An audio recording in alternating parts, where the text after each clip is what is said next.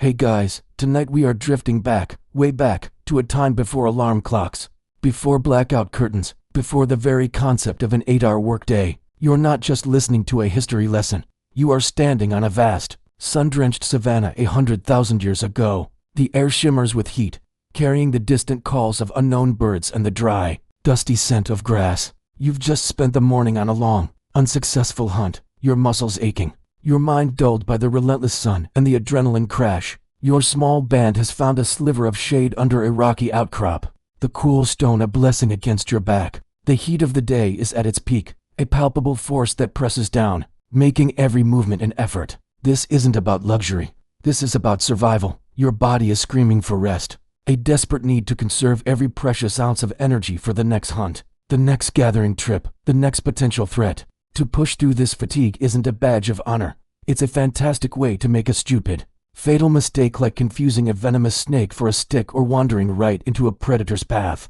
You probably wouldn't survive that level of stubbornness for long. So, before you get comfortable, take a moment to like the video and subscribe, but only if you genuinely enjoy what I do here. And feel free to drop a comment letting me know where in the world you're listening from, and what your local time is. Now, dim the lights, maybe turn on a fan for that soft background hum, and let's ease into tonight's journey together. This primal need to shut down in the face of the afternoon sun is our starting point, the biological bedrock upon which the entire, unexpected history of the nap is built. You aren't choosing to nap, your biology is choosing it for you. Your core body temperature dips slightly in the early afternoon, a circadian rhythm echo that persists even in us modern humans glued to our screens. For your prehistoric ancestors, this dip coincided perfectly with the most dangerous and least productive part of the day. The megafauna are also resting. The sun is too intense for sustained activity, and visibility is tricky with the light glaring off everything. So, you succumb. You find a relatively safe spot, your band taking turns keeping watch, and you sink into a light, vigilant sleep.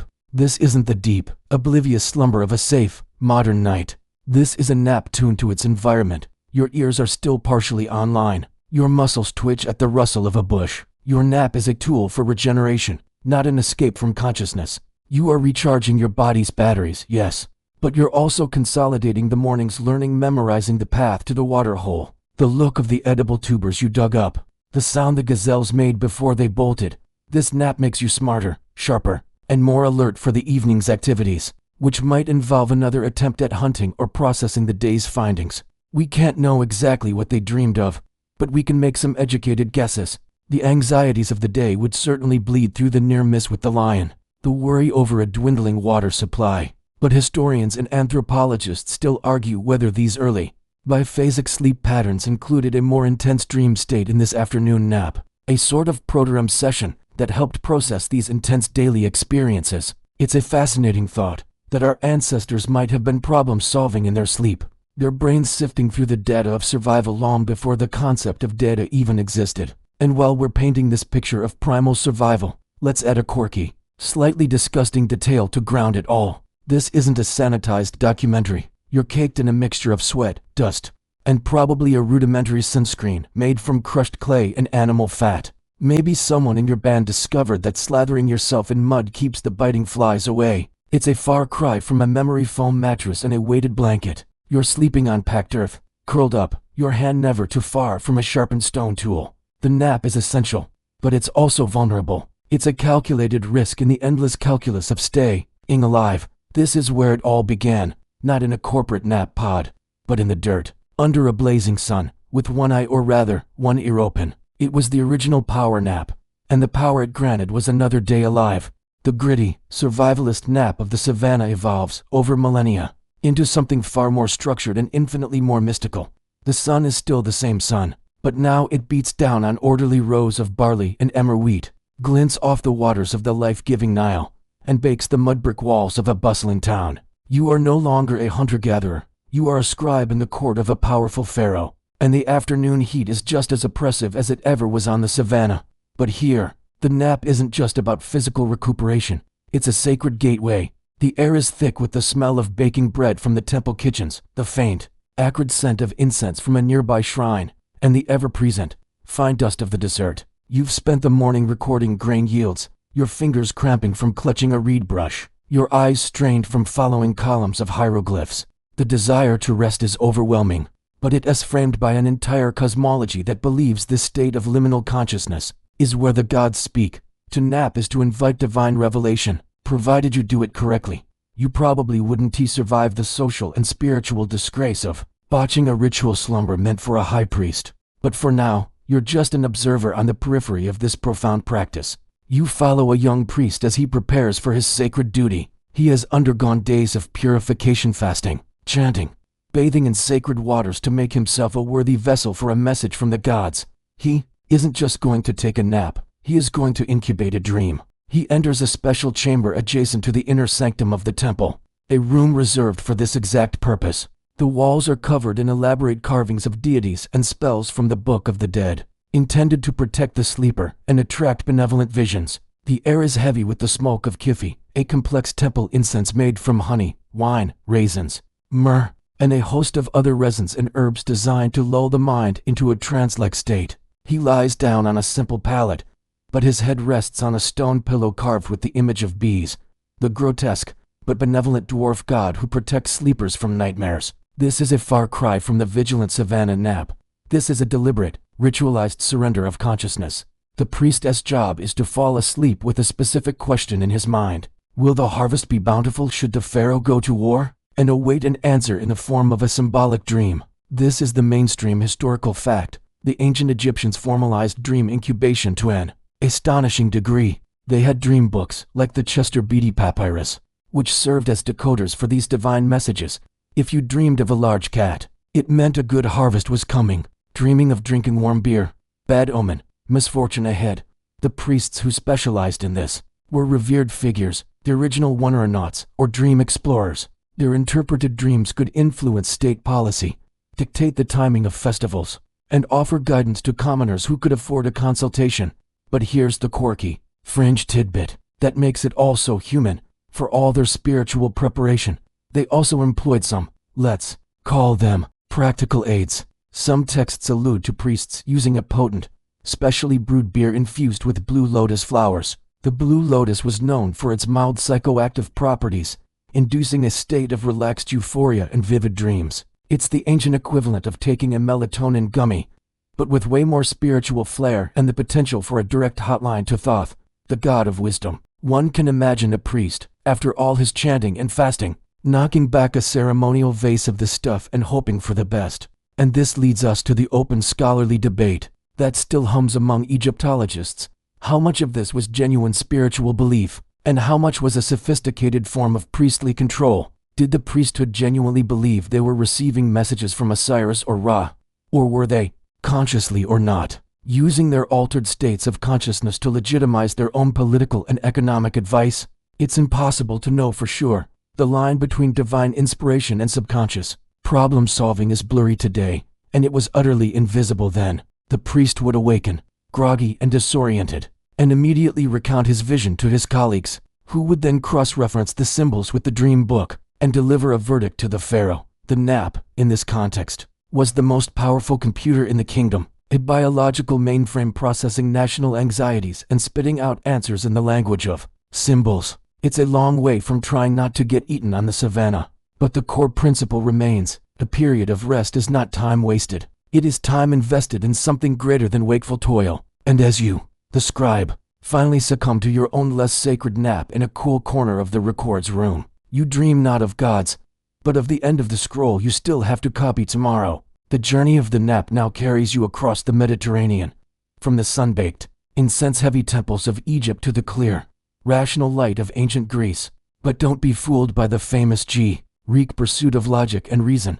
When it came to sleep and healing, they embraced the mysterious with open arms. You are no longer an Egyptian scribe, you are a Greek farmer, and your shoulder hasn't worked right since you fell from your cart last harvest. Months of poultices, prayers, and painful manipulations from the local physician have done nothing. You've sold a portion of your crop to fund this journey, this last, desperate hope, a pilgrimage to the Asclepieion at Epidaurus, the most famous healing sanctuary in the known world. The air here is different. It smells of pine from the surrounding forests, of dry stone, and of a palpable, collective anxiety mixed with fervent hope. You've already undergone purification rituals in the sacred spring, and offered a sacrifice of a rooster to Asclepius, the god of medicine.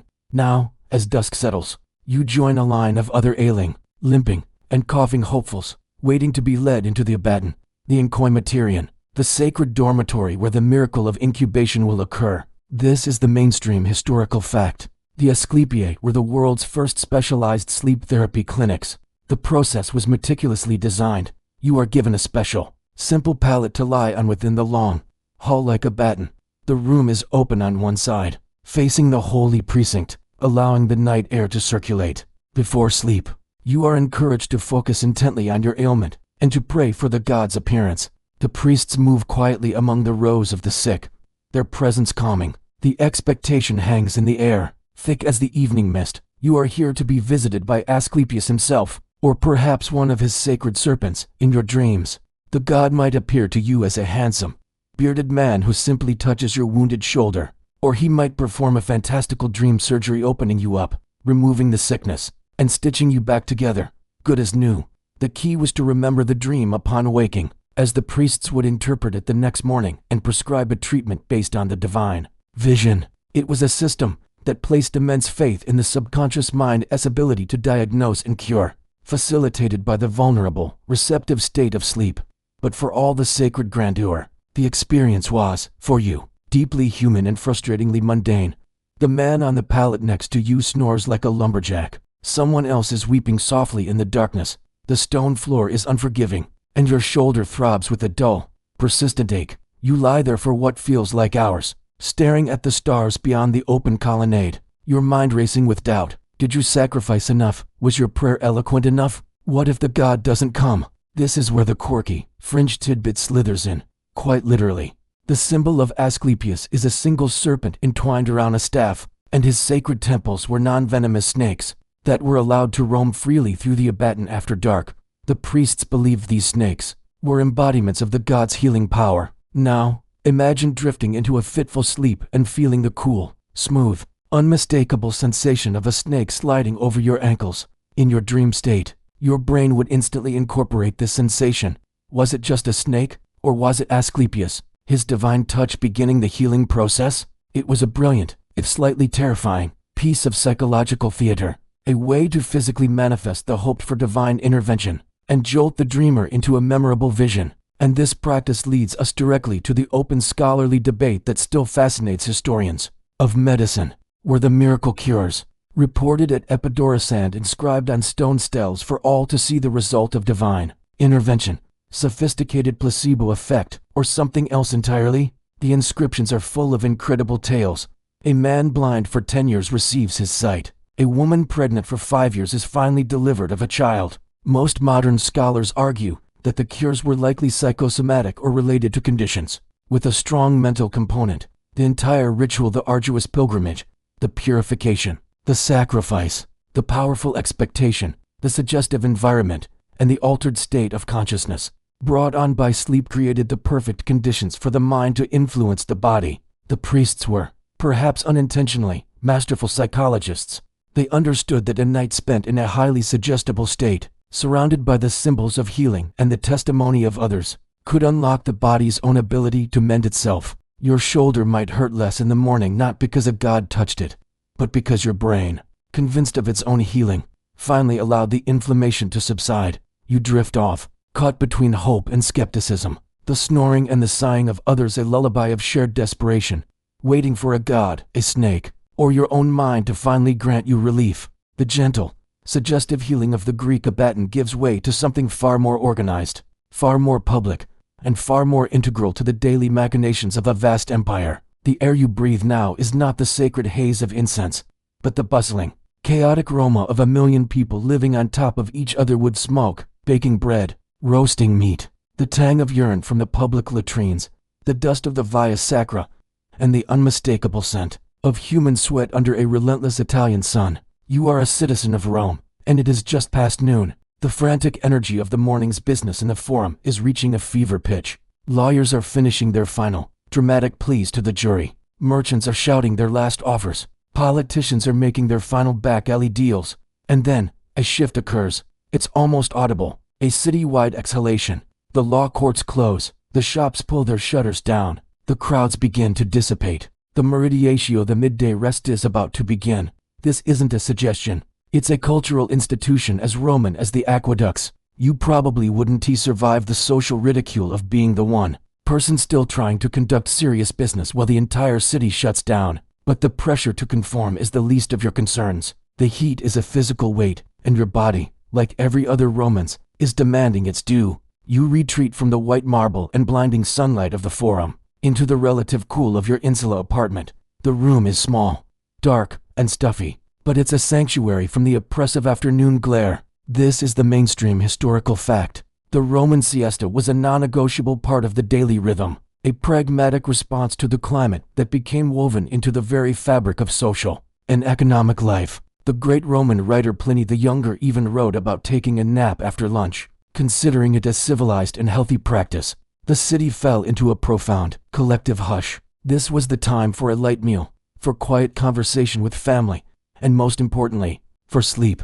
This wasn't the vigilant nap of the savannah or the sacred incubation of the temples. This was a practical, utilitarian recharge. The body needed rest to avoid heat stroke, and the mind needed a break before the afternoon's activities, which for many involved a trip to the baths, a lengthy dinner party, or more work. The entire empire, from the legions on the frontiers, who might rest during the hottest part of the day, to the bureaucrats in Alexandria, operated on this fundamental pulse of activity and rest.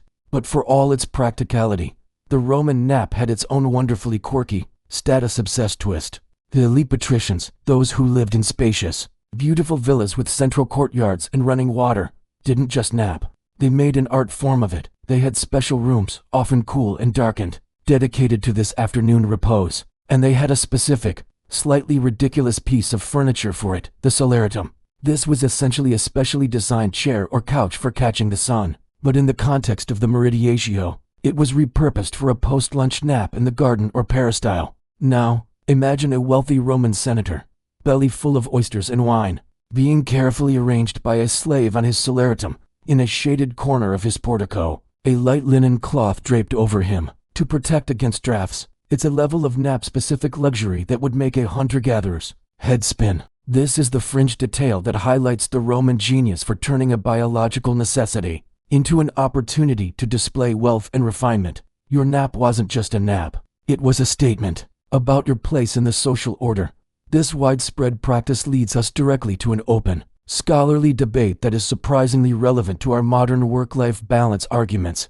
How much was the Roman siesta a response to the natural climate, and how much was it a clever societal adaptation that actually enabled their famously long and debaucherous evening social rituals? Some historians argue it was purely practical. Rome is hot. People needed to get out of the sun. Others propose a more complex theory, that the meridiatio was the engine that powered the Roman night. By formally allocating time for rest in the afternoon, Roman society sanctioned and facilitated the incredibly late, wine-soaked Senate dinner party that could last until dawn. The nap wasn't just about recovering from the morning.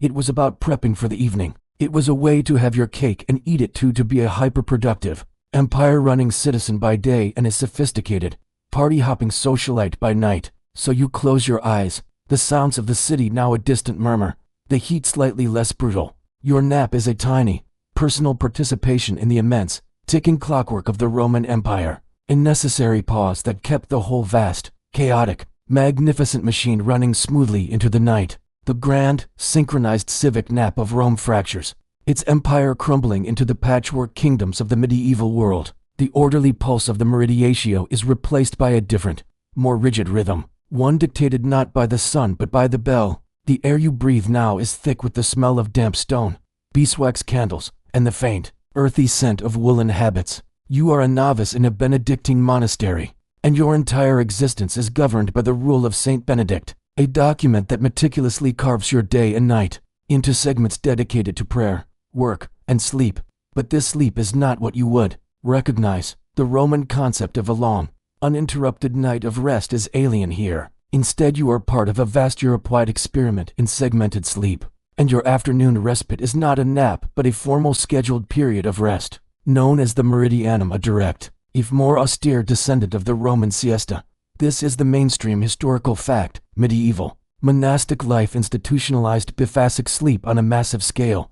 The daily schedule, or herarium, was brutal. You would rise for matins at around 2 a.m., praying in the frigid, dark church before returning to your dormitory for a second sleep until lauds at dawn. After a day of manual labor, prayer, and study, the afternoon presented a new challenge. The rule of Saint Benedict specifically allowed for a period of rest after the midday meal, the meridianum, especially during the long summer days when the heat could be enervating and the previous night's sleep had been broken. This wasn't a suggestion, it was a command. You and your brothers would retire to the dormitory or, if the weather permitted, find a quiet spot in the cloister to rest. This was not a time for idleness or frivolity. It was a practical concession to human frailty, designed to ensure you had the energy for the remaining prayers and duties of the day. Your nap was a sacred obligation to maintain your physical vessel for God's work. But within this stark, disciplined framework, the human mind found its quirks. While the rule mandated rest, it couldn't mandate what went on in your head during that rest. And for you, a novice still struggling with Latin grammar and the complexities of chant, the meridianum was often a time of frantic, silent rehearsal. Lying on your straw-filled pallet, you'd trace the verses of a psalm on the rough wool of your blanket, your lips moving soundlessly. This is the fringe tidbit for many monks. This quiet time was less about sleep and more about the only true privacy they got all day. It was a time for contemplation, for wrestling with personal doubts, or for simply staring at the sunlight filtering through a narrow window and dreaming of the world outside the monastery walls. It was also a time when the body's needs could become a profound spiritual distraction. The writings of abbots are filled with warnings about the noontime demon of acedia listless, spiritual torpor that could strike during this quiet period, tempting a monk toward despair, laziness, or impure thoughts. Your nap was a battleground between physical need and spiritual discipline. This widespread practice of segmented sleep leads us to a fascinating open scholarly debate that was reignited by the historian A. Roger Eckerk. His research, based on countless historical documents, suggests that this biphasic pattern of first sleep and a second sleep with a waking period in between wasn't just for monks. He argues it was the dominant sleep pattern for all of pre-industrial Western society. During that waking hour, people would pray, read, have sex, smoke, or even visit neighbors. The debate among historians now is just how universal this pattern truly was. Was it a biological default for humanity, only erased by the invention of artificial lighting? Or was it primarily a seasonal or class-based adaptation? The monastic herarium provides the clearest, most documented evidence of this pattern. But the question remains whether the average peasant, napping in a field after lunch, was also experiencing their night into distinct chunks. As you lie in the dormitory listening to the peaceful rhythmic breathing of dozens of your brothers, you are part of a vast unconscious experiment in sleep. Your rest a carefully managed resource fueling the engine of faith that helped hold a fractured world together. The monastic bell's rigid call to rest fades into the past, replaced by a new sound echoing through the workshops and studios of the Renaissance. The restless tapping of a brush handle against an easel, the impatient scratch of a quill on parchment, the soft, frustrated sigh of a genius who believes sleep is the thief of time. You are no longer a novice in a silent monastery. You are an apprentice in the bustling, chaotic, and breathtakingly creative workshop of Leonardo da Vinci in Milan. The air is a thick cocktail of smells, the astringent bite of turpentine, the rich earthy scent of linseed oil, the tang of fresh plaster for frescoes, and the metallic whisper of powdered pigments lapis lazuli, for ultramarine malachite, for green cinnabar, for a brilliant toxic red. Your master, Leonardo, is a whirlwind of energy, moving from drafting a new painting to sketching a flying machine to dissecting a cadaver to calculate the square root of a novel geometric shape. And you are exhausted. The days are long, the work is meticulous, and the demand for perfection is relentless. You notice, however, that the maestro himself never seems to truly sleep, at least not in the way you understand it. He catnaps. He will work in a frenzied burst for hours, then suddenly slump over his notebook, head on his arms for what feels like mere moments, before jolting awake, eyes blazing with a new idea as if he'd been conversing with angels in some hyper-efficient dream state. This is the mainstream historical fact that has become the stuff of legend. Leonardo da Vinci is famously said to have practiced a polyphasic sleep cycle, known today as the Huberman schedule. The story goes that he took a 20 to 25-minute nap every 4 hours, for a total of about 2 hours of sleep per day. This, in theory, would allow for 22 hours of uninterrupted, dazzling productivity. It's a tale that has captivated productivity hackers and self-help gurus for centuries, painting a picture of a man who literally designed his biology to maximize his creative output. For you, his weary apprentice, it's less inspiring and more utterly maddening. You never know when he might be awake, when he might demand a specific brush or a fresh sheet of vellum. Your own sleep is constantly interrupted, and you survive on a patchwork of stolen moments of rest, always half listening for his footsteps. You probably wouldn't survive his schedule for a week. Your paintings would be blurry, your math wrong, and your temperament foul. But for him, it seems to work. The nap, in this context, is transformed from a concession to human weakness into a weaponized tool for genius. But here's the wonderfully quirky, humanizing fringe detail that often gets lost in the legend. The reality was likely far messier. The historical evidence for this strict schedule is thin, based mostly on anecdotes from visitors who found him napping at odd hours. It is far more likely that Leonardo's sleep habits were not a disciplined regimen, but the natural, chaotic rhythm of a profoundly obsessed mind. He napped when his body absolutely forced him to, collapsing wherever he happened to be, slumped over his desk, curled on a bench in the workshop, even, one imagines, leaning against the wall in the corner of a patron's palace. His notebooks are filled with fantastical inventions, but you've never seen him design a comfortable bed. His naps were likely as intense and focused as his waking work, short, powerful bursts of regenerative power that kept the engine of his imagination running at a fever pitch that would burn out a normal person. He wasn't following a schedule, he was following his own relentless curiosity, and sleep was an inconvenient interruption he learned to minimize. This legend inevitably leads to the open scholarly debate that continues to swirl around not just Leonardo, but the entire concept of polyphasic sleep. Was Leonardo's purported schedule a real, sustainable practice that unlocked his potential? Or was it a symptom of severe insomnia? Or even a form of hypomania? Modern sleep science is deeply skeptical. Studies suggest that while short-term polyphasic sleep might be possible, it comes at a severe cost to cognitive function, mood stability, and long-term health. The brain needs long, uninterrupted periods of deep sleep and REM sleep to repair itself, consolidate memories, and process emotions. Depriving it of this is a recipe for burnout. Historians still argue whether Da Vinci's legendary productivity existed in spite of his sleep habits, not because of them. Perhaps his incredible output was fueled by a unique genetic predisposition, and his strange sleep was merely a side effect. Or perhaps the stories are simply exaggerated, and he slept more than the legend claims. As you watch him jolt awake from another 15-minute nap, his hand immediately flying across a page to sketch a new idea for a water-powered mill, you have to wonder, is this the future of human potential? Or are you just witnessing a magnificent, once-in-a-millennium mind slowly, brilliantly, burning itself out? You yawn, desperately craving just for solid hours of oblivion, and go back to grinding the azurite. The chaotic, genius-fueled naps of the Renaissance workshop are violently swept away by a new, relentless, and utterly impersonal sound, the shriek of the factory whistle. The air you breathe now is no longer scented with turpentine and pigment, but with the thick, greasy smoke of coal, the acrid tang of machine oil, the choking dust of textile mills, and the sour smell of unwashed bodies crammed into a sweltering, poorly ventilated space. You are no longer an apprentice to a genius. You are a cog in the machine of the Industrial Revolution. Your body, which for millennia had followed the gentle, predictable rhythms of the sun and the seasons, is now forced to obey the inhuman, monotonous rhythm of the steam engine.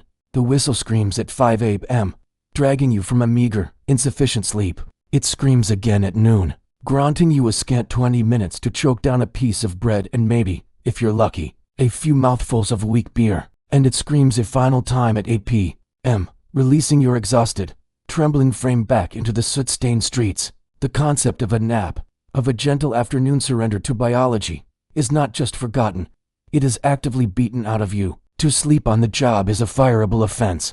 To be caught nodding off near the relentless, hungry maw of a power loom is to risk your limbs or your life. This is the mainstream historical fact. The Industrial Revolution represented a fundamental war on sleep, and by extension, on the nap. Factory owners, driven by profit and the logic of the machine, viewed sleep as stolen time, as idle waste. The human body was an inconvenient part of the production process, one that needed to be disciplined and regulated to maximize output. The natural post-lunch dip in energy and alertness, the very thing that had prompted the Roman meridiatio and the monastic meridianum, was now a liability. Workers were fined for dozing, and overseers patrolled the factory floors, watching for any sign of lethargy. The entire economic system was now pitted against millions of years of human evolution. You probably wouldn't survive a single day if you succumbed to that primal need. You'd be out on the street without a reference, your family destined for the poorhouse.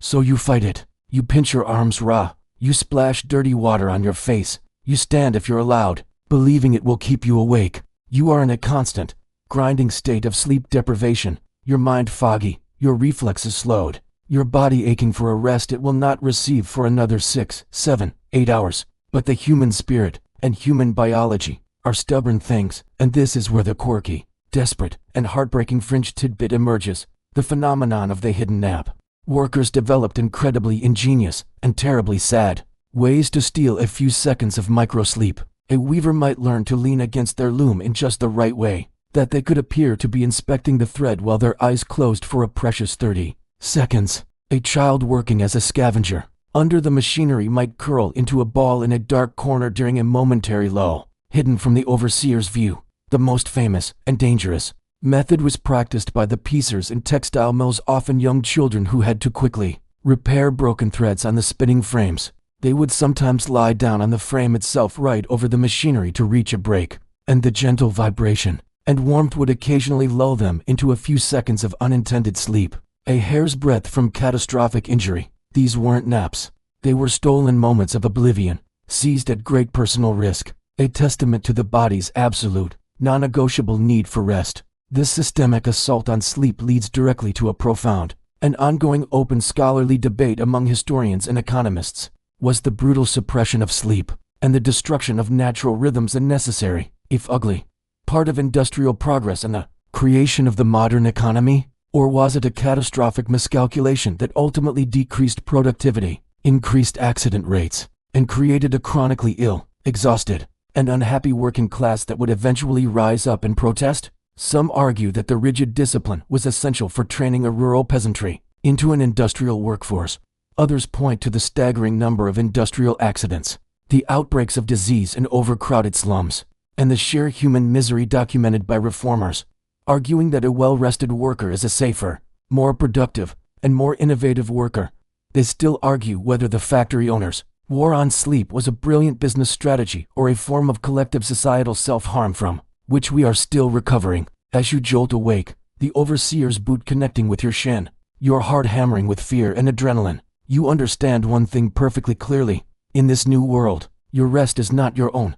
It is a commodity, and you cannot afford it. The deafening, mechanical cacophony of the factory floor recedes, replaced by a different, more insidious kind of oppression, the crushing, velvet-draped silence of a Victorian drawing room. The air here is thick with the cloying scent of beeswiced furniture polish, dried flowers trapped under glass domes, lavender water, and the faint, unmistakable aroma of repressed desire. You are no longer a factory worker. You are a middle-class Victorian woman, and your entire existence is a performance of fragility and propriety. The robust, biological need for a nap, the same need that built empires and received divine visions, has now been pathologized, twisted into a symptom of moral and physical weakness. Your life is one of enforced idleness, denied meaningful work or education, your energy confined to embroidery, piano practice, and making polite conversation. It is a life designed to be exhausting in its utter lack of purpose, and when the inevitable afternoon languor arrives, that ancient pull towards rest, you cannot simply yield to it. That would be unseemly. Instead, you must perform your fatigue, you must swoon, you must decline, you must take to your fainting couch, not for rest, but for show. This is the mainstream historical fact. The 19th century saw the rise of a specific and bizarre set of nervous disorders, most notably hysteria from the Greek hystera, for womb, which was believed to be exclusive to women. Its symptoms were a catch-all for any form of female discontent, anxiety, fatigue, irritability, insomnia, and, most notably for our purposes, what was termed lethargy or nervous exhaustion. The prescribed treatment was often the rest cure, popularized by the American neurologist Silas Weir Mitchell, which involved weeks of enforced bed rest, isolation, and overfeeding. The nap, therefore, was no longer a natural respite, but a medicalized, often punitive, prescription. For a woman to feel tired was not a biological fact, it was a diagnosis. Your desire to lie down in the afternoon was not your body asking for what it needed. It was your wandering womb causing trouble again, or your delicate nervous system simply overwhelmed by the rigors of being a lady. You probably wouldn't survive the social scandal of being seen as overly robust or energetic. It was unladylike, so you lean into the performance of weakness, because it's the only power you're afforded. And this is where the quirky, fringe tidbit and a specific piece of furniture comes to the forefront: the fainting couch, or the chaise longue. This was not a bed, it was a prop. It was a piece of furniture specifically designed for the public performance of private repose. With its high, sloping back and often just one raised end, it allowed a woman to recline in a posture that was both vulnerable and oddly theatrical, without ever being horizontal enough to suggest actual, honest sleep. She was always receiving, always on display, even in her state of supposed collapse. The fainting couch was the stage for her drama of delicacy. Now, imagine the scene. You're hosting afternoon calls. The conversation is banal, the tea is lukewarm, and you are bored to the point of actual exhaustion. You raise the back of your hand to your forehead. You sigh delicately. You murmur an apology about a sudden spell of dizziness. A concerned guest helps you to your chaise. You recline, your eyes fluttering closed, as the conversation continues in hushed tones around you. Your nap is a social signal, a way to opt out of an interaction without being rude. A silent scream for attention in a world that only listens to whispers.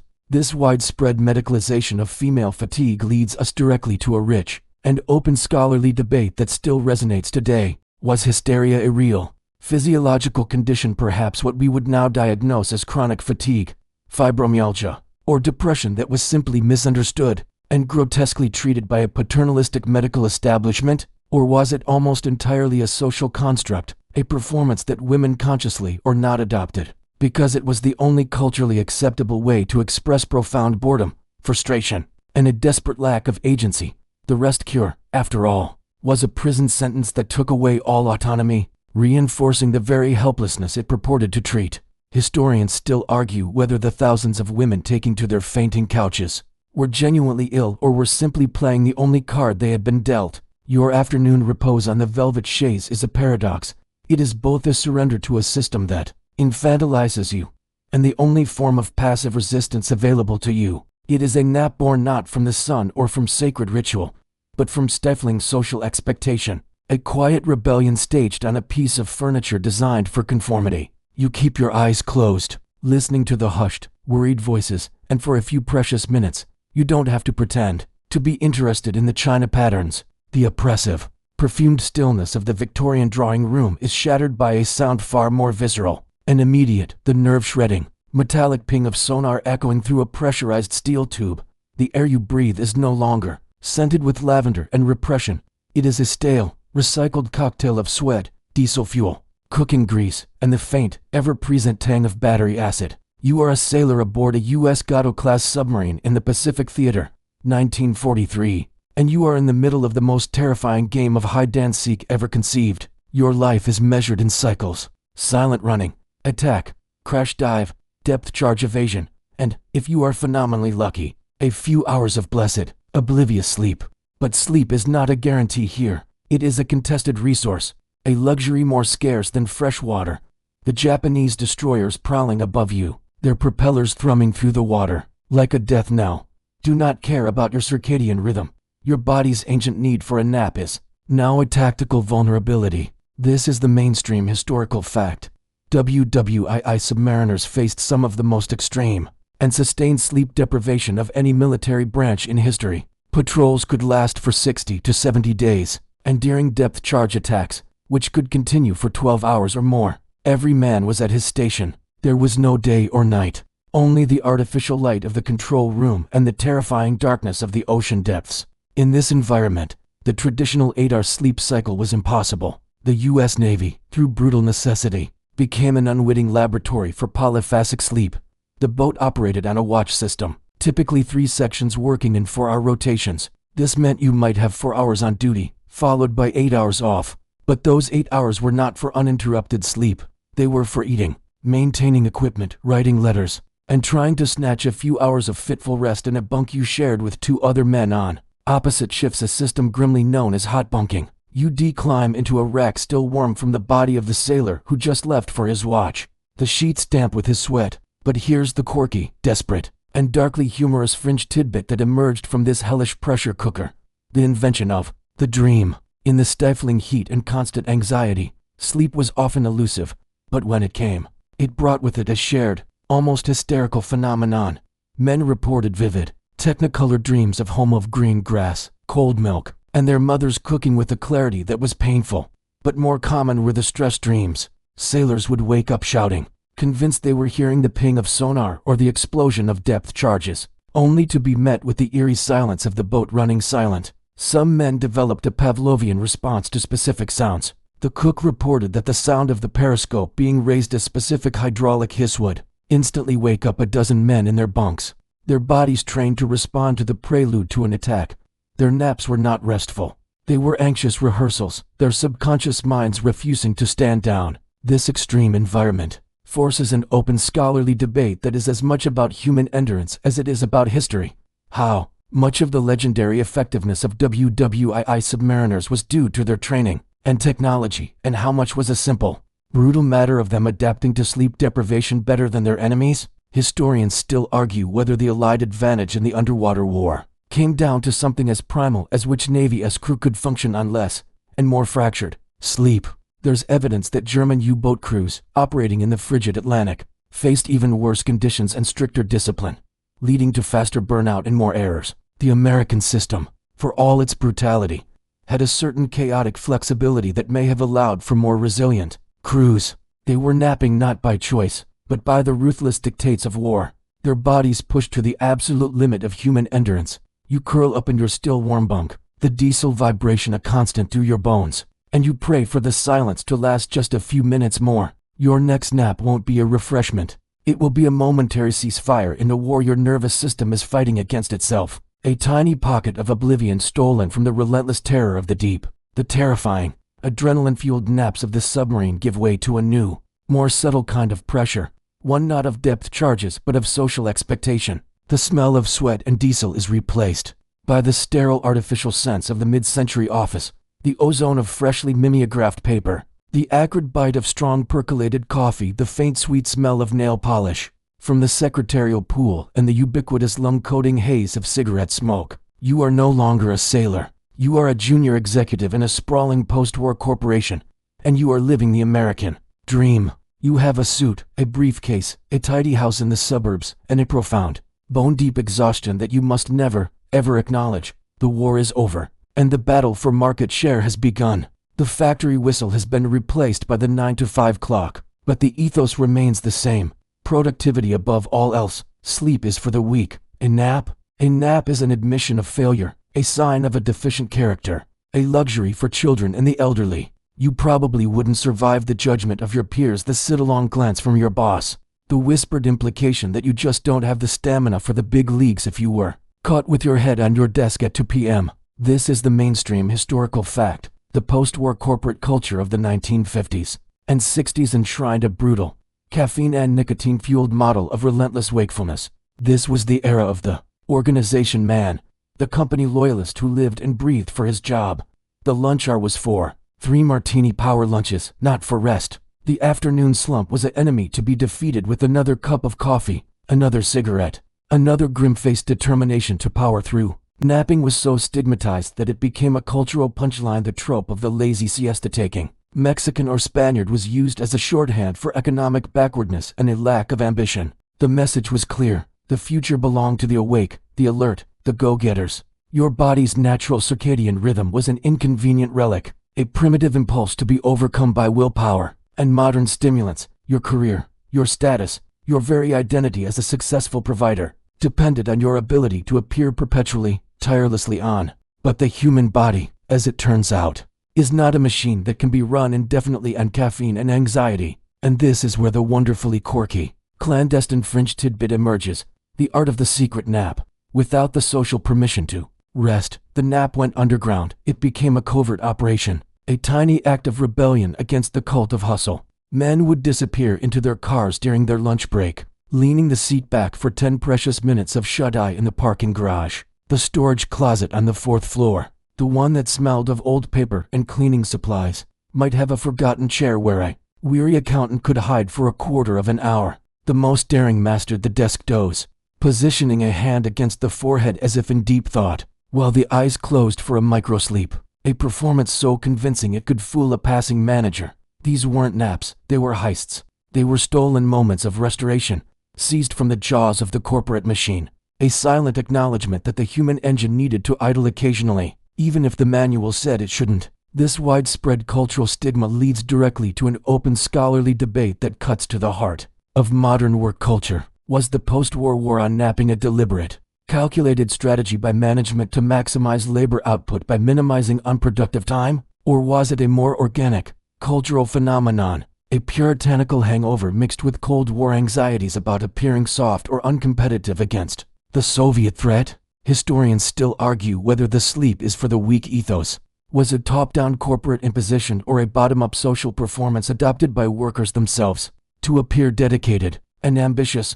Some point to the rise of amphetamine prescriptions marketed to housewives for weight loss and to businessmen for energy as evidence of a systemic push for 24/7 wakefulness. Others argue it was a collective societal choice, a badge of honor worn by the greatest generation and passed down to their children. As you sit at your desk, your eyes burning from the fluorescent lights, fighting the gravitational pull of the post-lunch crash, you are participating in a grand, unspoken experiment. You are testing the limits of human endurance not for survival or for victory, but for a corner office and a gold watch, proving your worth by denying your most basic needs. The stale, smoke-filled air of the mid-century office suddenly clears, replaced by the sterile, processed atmosphere of a place where every molecule is counted and every breath is regulated. The hum of fluorescent lights is swapped for the deeper, more mechanical thrum of life support systems. The social pressure to stay awake is gone, replaced by a far more absolute imperative. Do not make a mistake. You are no longer a corporate junior executive. You are an astronaut in training, and you are strapped into a simulator that is doing its best to convince your body you are hurling through the void. The smells here are unique: the flat, metallic tang of scrubbed air, the faint plastic scent of a newly fabricated module, the hint of antiseptic wipes used on every surface. This isn't about ambition or stigma anymore. It's about cold, hard, orbital mechanics. A single error born of fatigue could mean the loss of $1 billion mission, or worse. Here, in the high-stakes laboratory of spaceflight, the nap is being taken out of the corporate doghouse and reverse-engineered into a precision tool. This is the mainstream historical fact. NASA, along with other space agencies, became one of the world's leading sponsors of sleep research, and their findings completely rehabilitated the nap for astronauts on a tightly scheduled mission, especially those adjusting to a 90-minute day-night cycle in orbit. A solid 8-hour block of sleep was often impossible. Fatigue was a known, critical risk factor, so scientists began to rigorously test the effects of short-duration sleep on cognitive performance, reaction time, and mood. What they discovered was revolutionary. A short nap of 20 to 26 minutes, dubbed the NASA nap, was proven to improve alertness by a staggering 54% and job performance by 34%. Without the grogginess associated with longer sleep periods, the nap was no longer a sign of laziness. It was a form of biooptimization, a way to patch the human software for peak performance. Mission Control began formally scheduling nap periods for crews on the Space Shuttle and the International Space Station. Your afternoon rest was now a logged and sanctioned activity, as important as a course correction or a systems check. But for all the high-tech gloss, the actual experience of napping in space is a wonderfully quirky and deeply human challenge. This is the fringe tidbit. You can't just lie down. There is no down in microgravity. Sleep is a free-floating affair. Astronauts zip themselves into sleeping bags tethered to the wall. But without the gentle pressure of a mattress, the body can feel like it's perpetually falling. The first time you try to nap, it's profoundly disorienting. Your arms, if you let them drift free, will float up in front of you in a vaguely zombie-like pose. The constant, low-level noise of fans and machinery is ever present. And then there's the sunrise. Every 45 minutes, the station hurtles round the planet, plunging you into utter darkness and then blasting you with the unfiltered light of the sun. 16 times a day, your primitive brain, wired for a 24-hour cycle, screams in protest. The NASA nap, therefore, isn't just about closing your eyes. It's a skill. It's about using an eye mask and earplugs to create your own artificial night, about trusting the tethers about convincing your deeply confused biology that it is safe to switch off for 20 minutes of highly efficient scientifically validated restoration. This rigorous scientific validation of the nap opens up a fascinating and ongoing open scholarly debate that extends far beyond the confines of the space program. If NASA, the ultimate symbol of peak human performance and technological achievement, not only endorses but mandates napping for its most highly trained and valuable personnel, what does that say about the last century of corporate anti-nap stigma? Historians and sociologists still argue whether the adoption of the nap by the military-industrial complex represents a genuine paradigm shift in our understanding of human performance, or merely a case of extreme pragmatism, a willingness to use any tool, no matter how seemingly soft, to gain a fractional advantage in a high-stakes environment. Was it the science that changed the culture, or did the culture only change when the toughest guys in the room found a use for it? The answer is probably both. The NASA nap is the perfect fusion of data and necessity, a moment where ancient biology was finally given a modern seal of approval. As you float in your tethered sleeping bag, eyes masked, ears plugged, consciously surrendering to a 26-minute reboot, you are part of the ultimate validation of a practice as old as humanity itself. Your nap is no longer a secret, it's a scientific command. The sterile, scientifically sanctioned silence of the space station is abruptly overwhelmed by a tsunami of sound and light and motion. The hum of life support is drowned out by the shriek of train brakes, the chaotic symphony of a Tokyo crosswalk, the relentless, high-energy J-pop blaring from a department store entrance. You are no longer an astronaut. You are a salaryman in a hyper-driven, work-obsessed economy of 1980s Japan, and you are running on empty. The smells are a complex urban cocktail. Steaming ramen from a street vendor, faint diesel exhaust, the clean, minimalist scent of a newly opened electronics store, and the starch of your own crisply ironed shirt. You've just endured a 14-hour day of relentless meetings, precise bowing, and the intense social pressure of group harmony. Your body is screaming for rest, but to go home before your boss would be a profound social transgression, so you do something that would get you fired in a Western office. You fall asleep, right there, on the crowded subway, in a quiet corner of the lobby during your 10-minute break, even if you're senior enough, in the back of a meeting. This isn't a nap. It's an a term that beautifully translates to being present while asleep. It is a high-wire act of social perception, a skill as nuanced and critical as any business negotiation. This is the mainstream historical fact. Inamuri is a deeply ingrained and socially complex practice in Japan, particularly from the economic boom years of the 1970s-90s. It is not seen as laziness or a dereliction of duty. Quite the opposite. It is a silent, performative badge of honor. To be seen taking inamuri is to broadcast a clear message.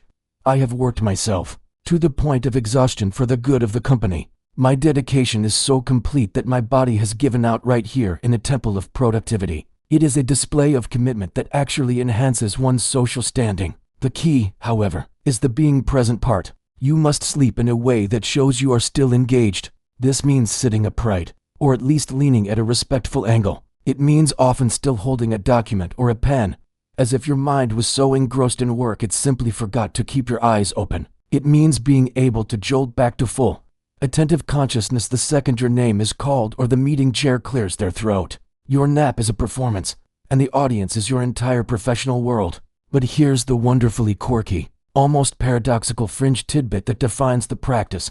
The art of inamuri lies in its subtle theatrics. It's about appearing to be asleep without being obliviously asleep. A master of inamuri might allow their glasses to slide just slightly down their nose. They might maintain a slight, thoughtful frown, as if working on the problem even in their dreams.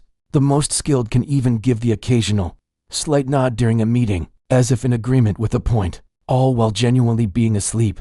It's a form of social camouflage. On a packed commuter train, inamuri is a way to create a tiny bubble of personal space in an overwhelming crowd, a socially acceptable way to opt out of the constant, exhausting effort of social engagement during your grueling commute.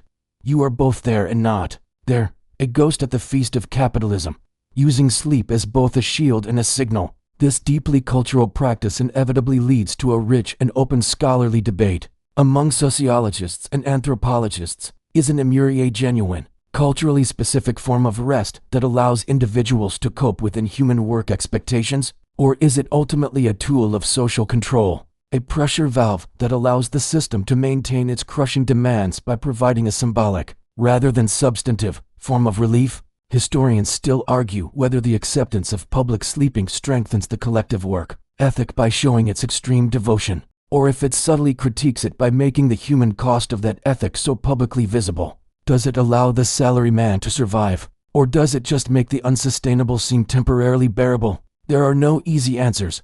Your ability to master innemuri is a survival skill in a world that demands everything from you. As you drift off on the 11:17 p.m. train, your head gently nodding against the window, your briefcase clutched tightly in your lap, you are participating in a silent, city-wide ritual of exhaustion and endurance. Your nap is not an escape from your duties.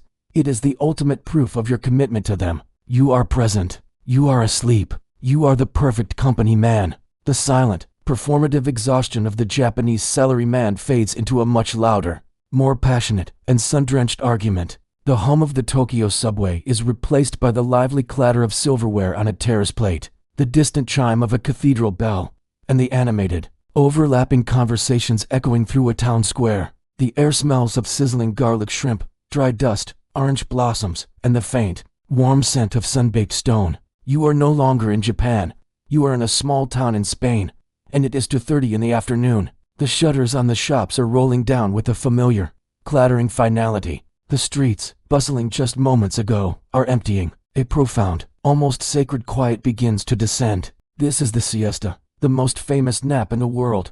But you're not here to simply enjoy it. You're here in the middle of a heated, national identity crisis.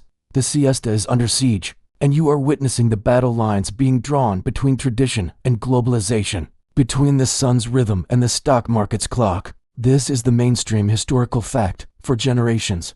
The Spanish siesta was a non-negotiable pillar of daily life, a practical adaptation to the intense heat of the Iberian Peninsula that allowed for a pause in the working day. It was a time for a large lunch with family, followed by a rest, before returning to work in the cooler evening hours. But in the modern, globalized economy, this traditional schedule has become a point of intense controversy. The rest of Europe does business on a 9-to-5 schedule. International conference calls wait for no man's nap.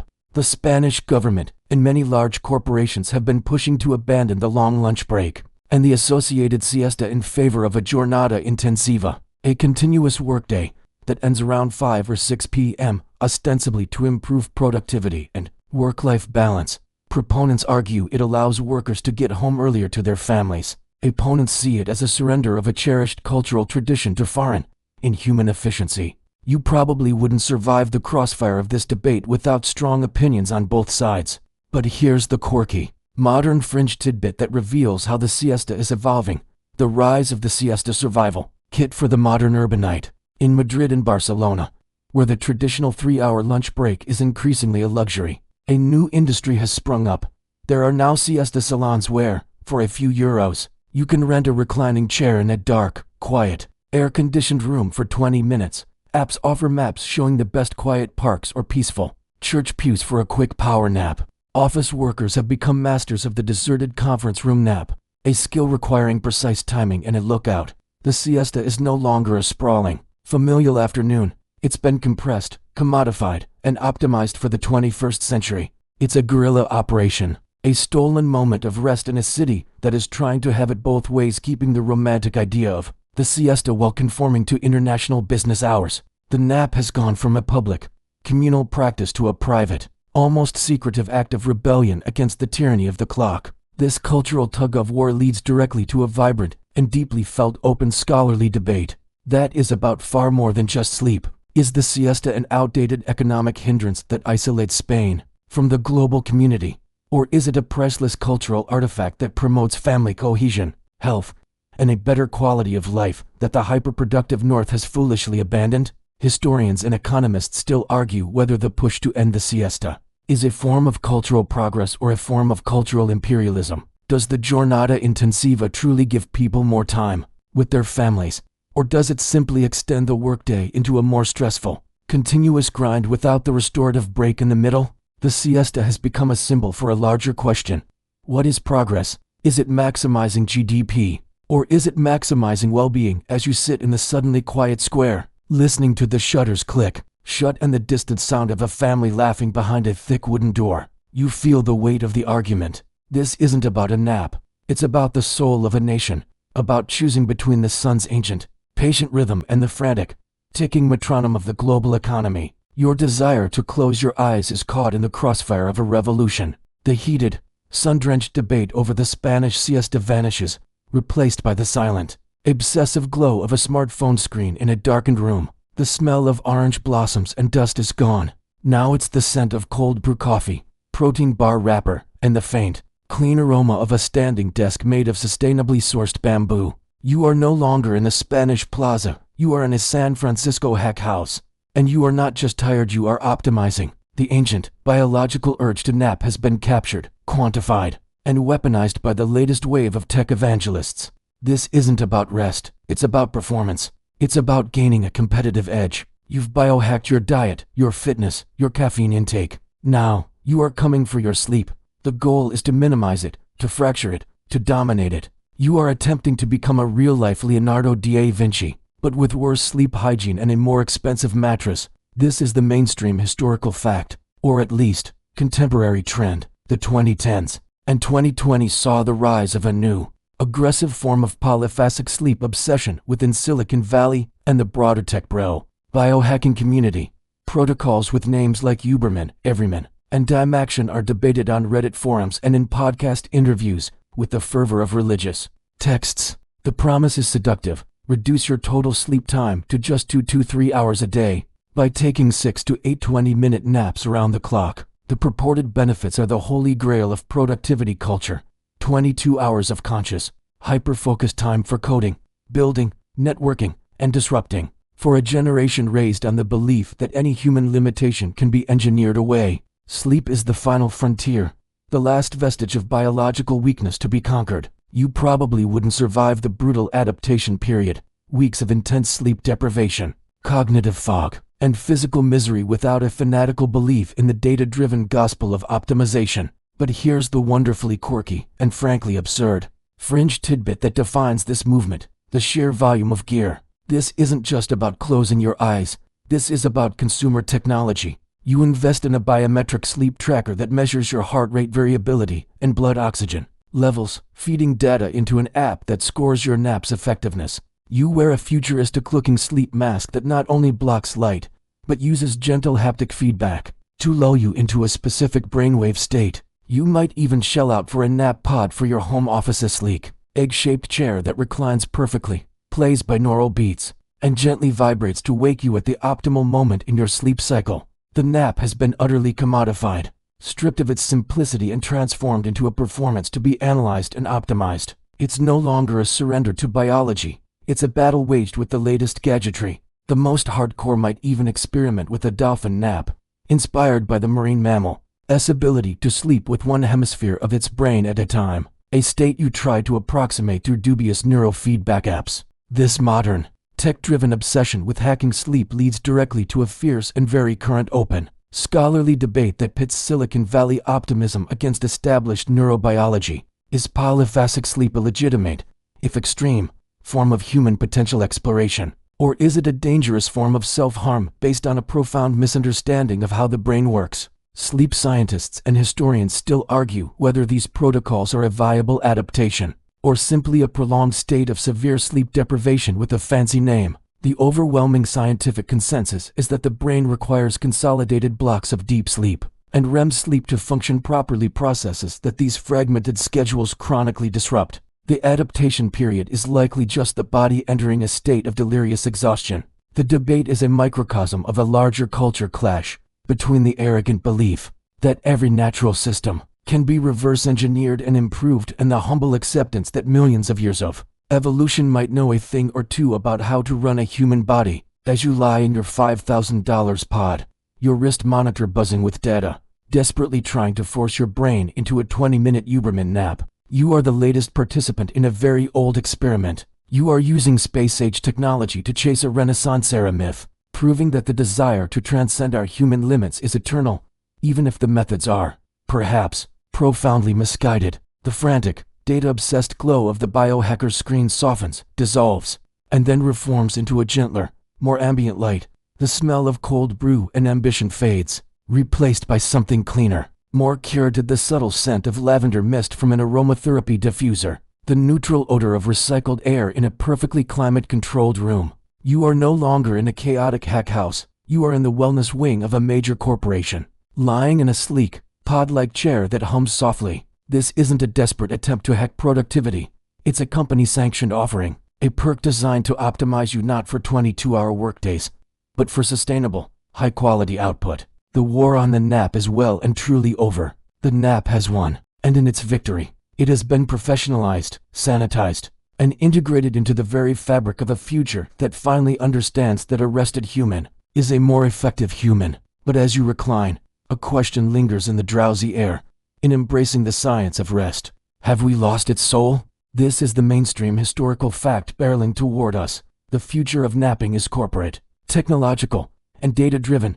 Google and Nike were among the early pioneers, installing nap pods in their offices over a decade ago. Now, the practice is spreading. Metronaps offer sleek, privacy-enclosed energy pods for Fortune 500 companies. Sleep tracking technology is becoming standard in corporate wellness programs. The narrative has completely flipped from the post-war era. Now, it is in your employer's best interest for you to be well-rested. The nap is no longer a clandestine act of rebellion.